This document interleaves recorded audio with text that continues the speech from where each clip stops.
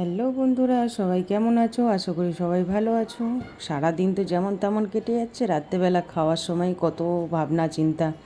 ছেলে এখন বলছে আমি এই গরমে নাকি বিরিয়ানি খাবো, বিরিয়ানি ছাড়া আমি কিছু খাবো না, ভাত রুটি আমার ভালো লাগছে না আর।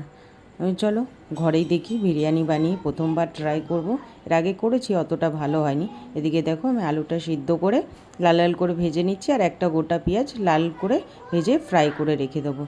এদিকে ভাতের মধ্যে তেজপাতা গরম মশলা দিয়ে সামান্য অল্প রিফাইন তেল দিয়ে দেবো, দিলে ঝুরঝুরে হবে যাতে ভাতটা। এদিকে তেল গরম করতে দিয়ে আমি একটা বাটিতে দুধ নিয়ে নিলাম, তার মধ্যে কেশর আর কালারটা দিয়ে একটু ভিজিয়ে রেখে দিলাম। আর এদিকে পেঁয়াজ, 2-3খানা পেঁয়াজ কুচি এর মধ্যে দিয়ে দিলাম।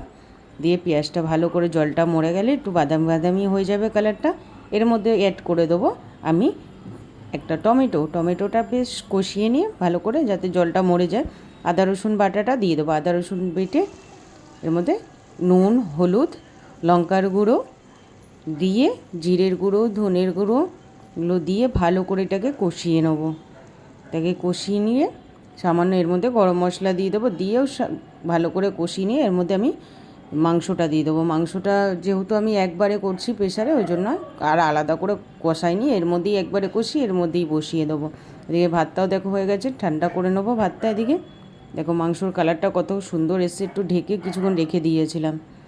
এবার এর মধ্যে ভাতটা ওপর থেকে দিয়ে দেবো, দিয়ে আমি আলু যে সিদ্ধ করে ভেজে রেখেছিলাম ওটা সাজিয়ে দিয়ে ওপর থেকে ঘি দিয়ে দেবো।